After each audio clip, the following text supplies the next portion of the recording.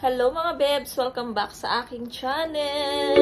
Song on Spruce Street made me smile like Gucci sweet. I bet I could get her number sometime. She was just standing there as I walked away. I should have said hi. I thought to myself, oh, way better than the one before. Got a laugh from just looking at her eyes, and I can't stop.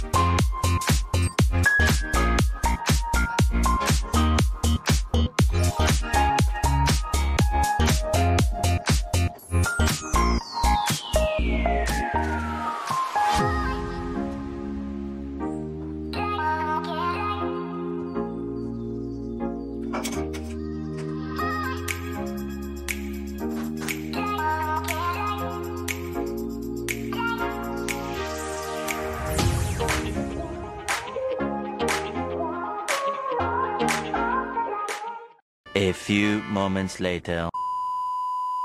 Hello mga bebs! Nag-second vlog tayo today. Kasi yung cooking ko is pang cooking lang talaga siya. So ayun, hindi ba nasabi ko doon na meron tayong parcel. So dumating na siya. So dito natin siya ilalagay sa vlog natin, sa second vlog natin. Yung kanina nakita nyo, inayos ko na naman yung doon sa sala. Mamaya ipakita ko sa inyo. Ayun, so ito yung ating parcel na dumating mga beb. So i-unboxing natin siya.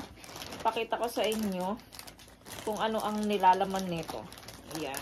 Ay, kainis yung si Merlin kahapon, yung anak niyang bunso, hindi ako yung nagsundo, Martes, yung tatay nung bata, kasi maaga daw umuwi yung tatay.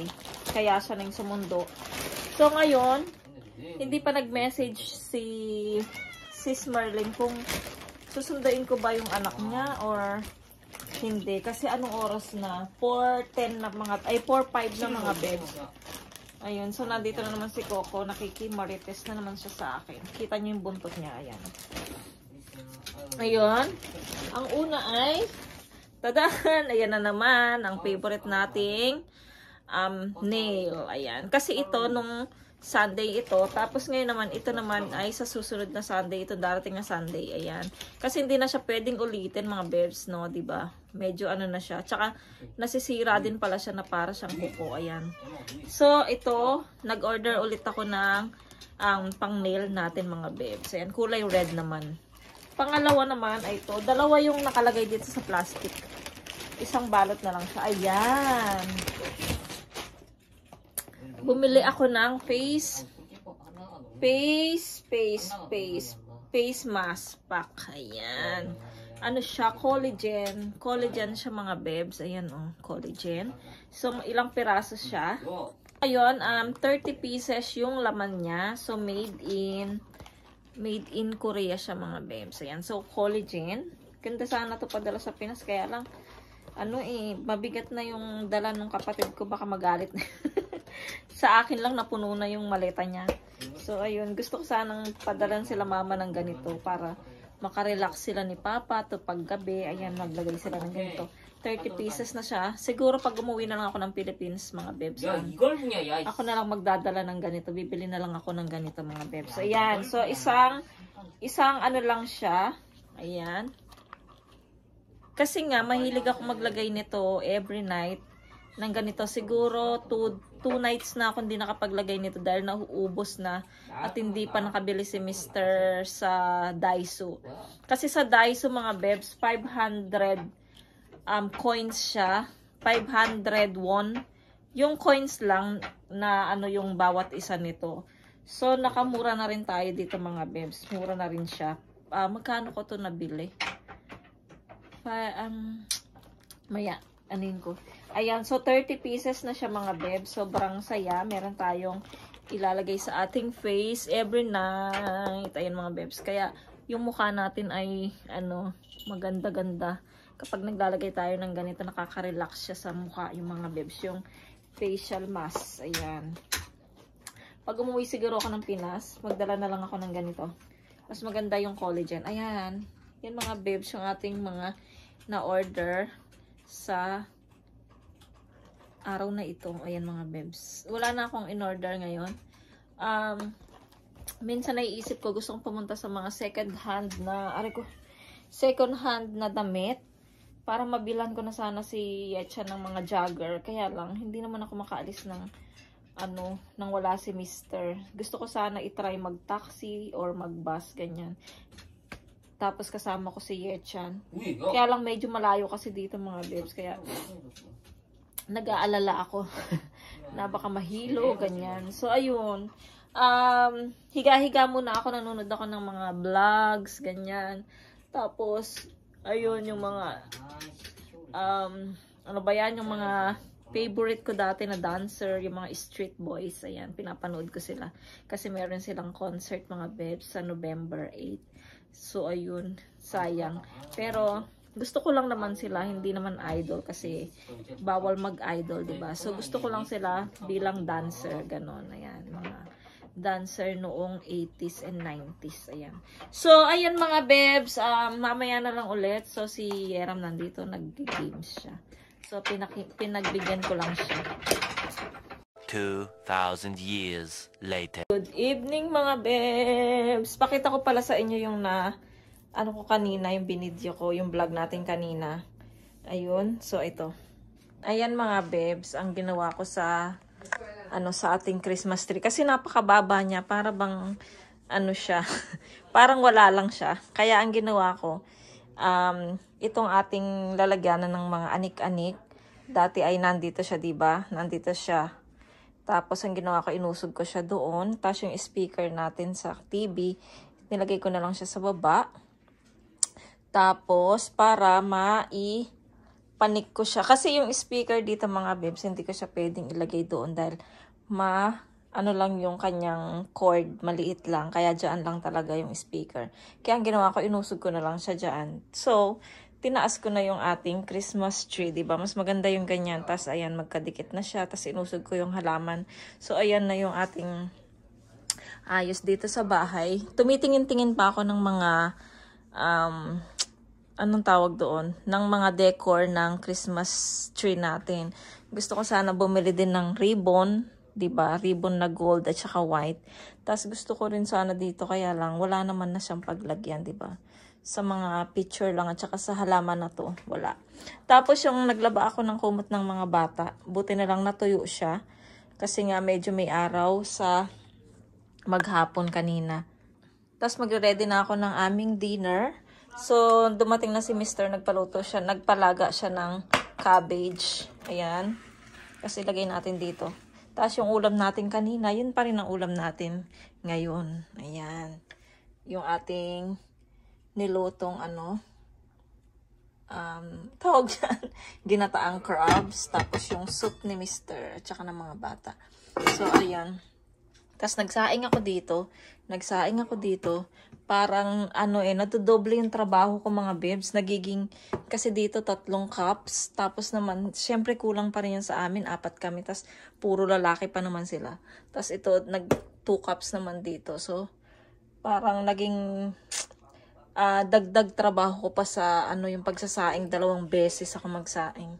Ayan. So, mag-ready muna ako ng aming pagkain. Yung mga sir ko doon. Ayan o. Yung mga sir ko. Diba? Sarap buhay. Sana all. So, mag-ready muna tayo ng pagkain. Para bebs.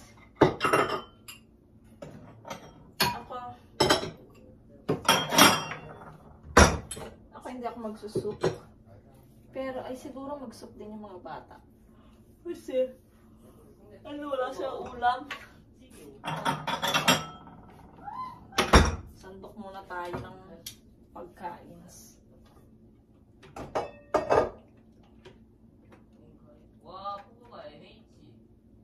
Konti lang lalagay ko sa bata kasi hindi nila nakakain. Hindi nila nauubos eh. Sayang lang yung ko. Sayang yung soup, mga bebs. Natatapon. Kaya konti lang. Kay Mr. lang damihan natin. Ayan. Ganito dito mga bebs sa Korea. Hindi pwedeng walang soup ang mga Koreano kapag kumain. Buti nga si Mr. mga bebs, nasanay na siya sa akin na Philippine food talaga. So, nasanay na siya. So, ngayon, naawa naman ako kaya pag pinagluto ko siya at saka para may pagkain siya. Bukas ng umaga sa kanyang pagpasok sa work, meron siyang kakainin. Ayan. Mag-ayos muna ako mga bebs.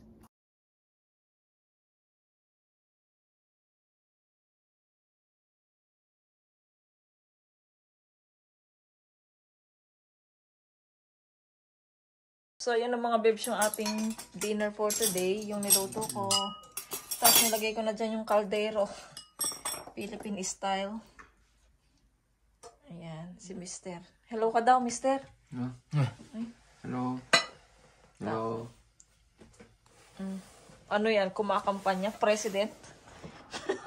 오늘 기분이 안 좋습니다. 트럼프가 돼가지고. Hindi daw siya masaya dahil si daw yung nanalo sa Amerika. 에이, 트럼프. Ayan, so masama ang kanyang loob at saka hindi maganda ang kanyang mood. Ayan, so kain na muna kami mga bebs.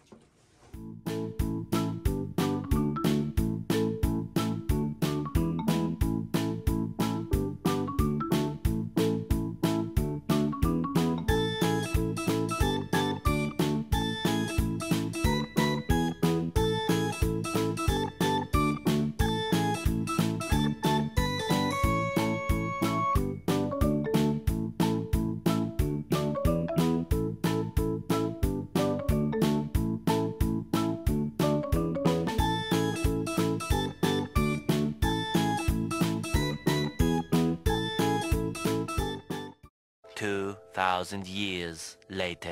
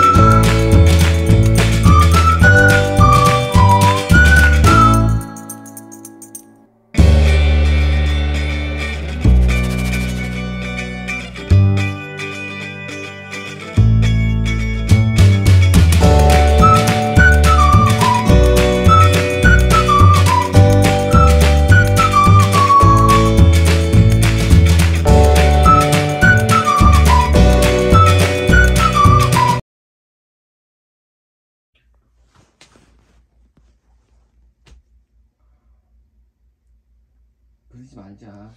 응? 어? 우리 진짜 왜 그래? 자, 한번 들어봐. 왜 이렇게 못난 짓 하고 다녀? 어? 하지마 이제 앞으로. 알았지? 네. 휴대폰은 방에 들어갈 때는 잠잘 때는 밖에 놔두고, 어? 그 이후에는 네가 봐도 돼. 알았어?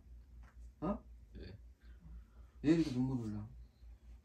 아니 그냥. 어? 네가 하는 행동이 잘못했지? 어? 네. 이거 뭐야? 네가 찬양의 사역자이고 하나님의 길을 가야 되는데 네 이렇게 갈 수 있을 것 같아? 아니. 하나님 너를 쓸 것 같았잖아? 어? 아빠가 화내 보내면 하나님께서 아빠에다 복을 주실 거 아니나 했잖아. 아니잖아. 아빠 화내지 말라 했잖아. 그치? 네. 근데 너는 하는 행동 보면 이상해. 그래서 아빠가 이야기를 하는 거야.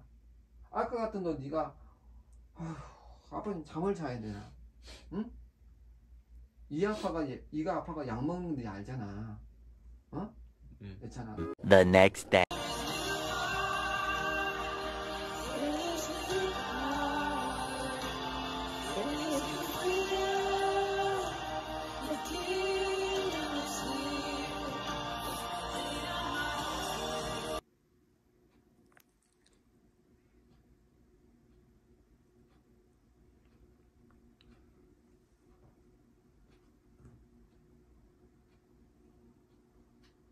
A few moments later. Good morning mga bebs. Next day na to nung yung vlog natin kahapon. So, ituloy lang natin. So, nandito ako sa computer. Nagtatrabaho ako. So, ayun. Paliwanag ko lang mga bebs ang nangyari kagabi tungkol sa mag-ama. So, nakita niyo naman yung vlog, diba? Yung video. So, ayaw ipa-vlog pero kailangan. So, kagabi kasi mga bebs, yung usapan kasi namin every night ay pag matutulog na, alas 10 kasi yung tulog ng mga bata. So, pag alas 10 na, pasok na sa room, yung mga phone or iPad, ilabas sa labas. So, ilabas sa, wag ipapasok sa loob ng kwarto nila. So, ang nangyari, kasi ako mga bebs, bago ako matulog, chine-check up ko muna yung dalawang bata kung tulog na ba sila or hindi pa. Kasi, kadalasan, nagkikwentuhan pa yung dalawa bago matulog. Lalo na si Yera mga bebs ay nag-aaral sa umaga. Sa umaga, maaga siyang nagigising. So, syempre, kailangan niya matulog agad. Pero, syempre, kasama niya yung kuya niya sa kwarto. Hindi pwedeng di sila matulog ng late dahil nag-uusap pa sila. So, ayun, tumayo ako kagabi kasi nga nanonood pa rin ako ng vlog dahil doon sa mga nagpe-preach ng mga gospel ni Lord. So, ayun, mahilig ako manood sa ganun, mga bebs, sa mga daan nagpe-preach sila. Ayun, so nanonood pa ako. So, sabi ko, bago ko tapusin yung pinapanood ko, check upin ko muna yung dalawa kung tulog na. At kung nailabas na nga yung mga gadget nila. So, ayun, sabi ni Mr. Kasi nga maaga din matulog si Mr. dahil maaga din siyang nagigising at gusto niya na matulog maaga. So, ayun nga. Pagpasok ko doon, ay nakita ko yung iPad ni Yechan ay nandun sa mesa sa kainan. Pero yung cellphone niya, wala. So, sumilip ako sa kwarto. Mga bebs. Hinanap ko yung cellphone. Sabi ko, asa yung cellphone mo? Ilabas mo. Diba may usapan tayo, sabi ko sa kanya. Usapan tayo na pag matutulog na, yung mga phone nasa labas. So, sabi niya, wala. Hindi ko alam, nawala ko. So, diba, nagsinungaling siya. Anong nawala niya? Ihawak niya yung cellphone niya kanina. Tapos, sasabihin niya, nawala niya. So, nasabi ko kay Mr. Sabi ko, mahal, nagsinungaling, nawala daw niya yung cellphone. So, ito namang isa, tumayo siya. So, ayun, nagalit. So, sabi ko, ilabas mo. Di ba matutulog na, sabi ko sa kanya. Tsaka wag kasi siya, mga babes, meron siyang Twitter. So, yung Twitter, tinitignan niya yung mga message, yung mga, kung ilan na yung mga followers niya. Ayan. Yan lagi yung tinitignan ni Yechan. So, ayun. Sabi ko, ilabas mo yung phone mo. Tapos tumayo si tatay niya, tapos tumayo si Yechan. So, kinuha niya yung cellphone niya, nandun sa, alam niyo yung computer niya doon, may cabinet na maliit, diba? So, doon niya nilagay. So, sabi niya nawala, diba? So, ayun, kinuha niya yung phone. Ba't ka nagsinungaling? Ganyan. So, ayan, nagpunta sila dito sa kwarto. Tapos yung nga, nag-usap silang dalawa. So, syempre, galit. Tapos yung itsura ni Yechan, para siyang, ano, kita niyo sa video, diba? So, galit na galit siya. Parang gusto niyang manapak. Parang gusto niyang saktan yung tatay niya. So, ayun, nagalit yung tatay niya. So, hindi ko na na-video yung iba mga bebs. Kasi ano sila dito nagrambulan silang dalawang mga bebs. So, doon ko nakita yung first time ko nakita na ganun magalit si Yechan mga bebs. Kasi si Yechan, ano siya, parang kinikimkim ba niya yung galit niya. Ganun. Pagka naano siya, napagalitan siya, doon niya nilalabas yung galit niya noon. Tapos ilalabas niya pagka nagkagulo sila ng tatay niya. So, ayun. So, ako habang nakikinig dito sa pag-uusap nila, umiiyak ako. Kasi nga, nakikita ko yung mag-ama nag-aaway sila. Tapos, masakit ang loob ng isa, masakit ang loob ng isa. So, pati ako na iiyak ng mga bebs. So, nakita ko yung itsura ni Yechan. Tapos, hindi naman siya pinalo ng matlakas mga bebs. Nakita niyo naman, inampas lang siya ng tatay niya dito sa braso. Kasi hindi niya kayang saktan si Yechan. So, yung si Yechan nakaganyan siya. Kasi mga bebs, kasi nung unang punta ko doon, diba, nung sabi ko, okay na. So napagalitan na siya ng konti noon. Tapos, sabi namin, higa na, matulog na. So, pinatay ko na yung ilaw. Tapos nung kinuha ko na yung cellphone, nilagay ko doon. So, una pa yun bago nung nagrambulan sila dito. So, ayun. Naririnig kasi ako mga bebs, sa tutulog ako, may pinapakinggan ako para makatulog ako. So, si Mr., naririnig niya si Yechan na may gumaganon. Ganon. So, sabi ni Mr., ano yun? Sabi niya. Tapos sabi niya, punta ka nga doon. Tapos, ayun, nakita ko nga na yung kamao niya ay inaano niya yung kama, sinusuntok niya yung kama. So nakita ko yung mapula na yung dito niya. So ayun, nagalit na si Mr. nga, di ba? Tapos nagpunta sila dito. So nag-usap silang dalawa. So nandun si Yechan sa sala. Tapos ayun, nakita ko nga nag-aaway sila. Grabe. Sabi ko, ngayon nararamdaman ko na yung bilang isang magulang na dati ay hindi tayo nakikinig sa nanay natin. So ngayon, parang nakikita ko yung sarili ko sa anak ko na ngayon magulang na ako, na nararamdaman ko na yung nararamdaman ng nanay ko dati. Ay, naiyak ko.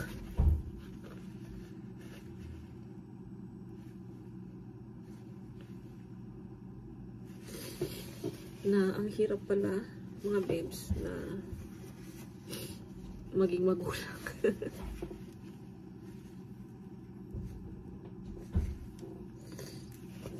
Lalo na binata na siya, 'di ba?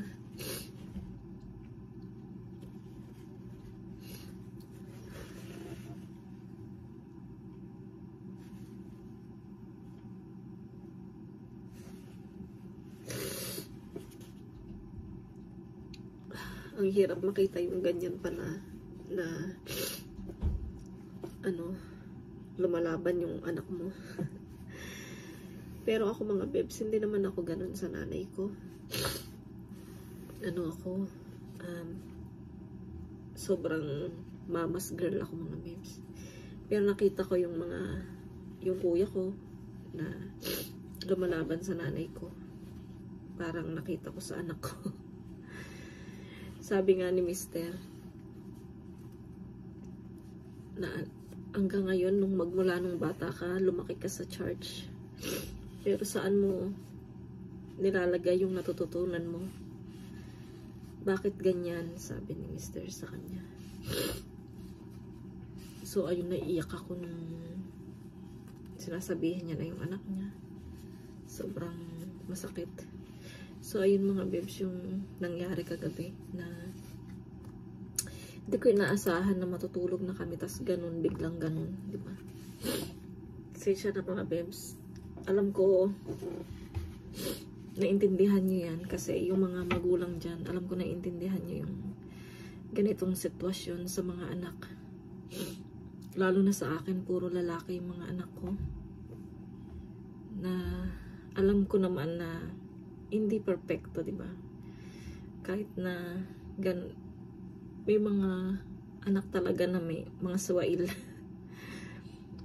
Pero mabait naman siya dyan mga babes. Ang ano ko lang ay kapag nagagalit siya, iba talaga siya magalit mga babes. Parang gusto niyang manakit. Ayun ang kinakatakot ko pag lumaki na siya. Kaya gusto namin na sobrang pangaral kami sa kanya para paglaki niya hindi niya dalhin yung ganitong ugali hanggang sa paglaki niya, hanggang sa magkaroon siya ng pamilya. Ayoko. Tsaka baka pag nagkaroon na rin siya ng pamilya, iintindihan niya rin yung mga pangaral ng tatay niya sa kanya. Yun mga babes,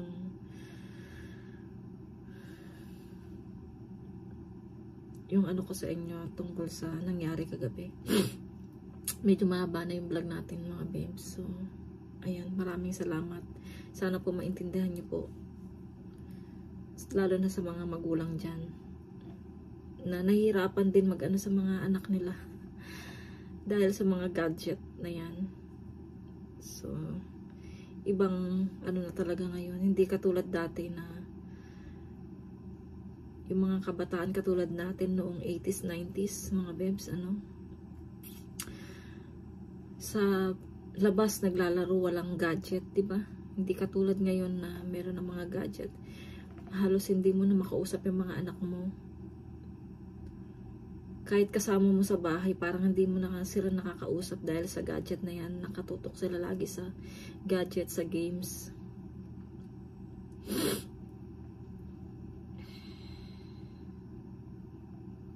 Ba't kasi nauso pa yung gadget, diba? So, ayun mga babes, baka humaba pa yung ating chika. Pasensya na kayo ha. Umiyak ako dahil sa anak ko. So, ayun mga babes, maraming salamat. So, magkita na lang tayo ulit sa aming next vlog. Bye mga babes, ingat kayo palagi and God bless. And always pray lang po.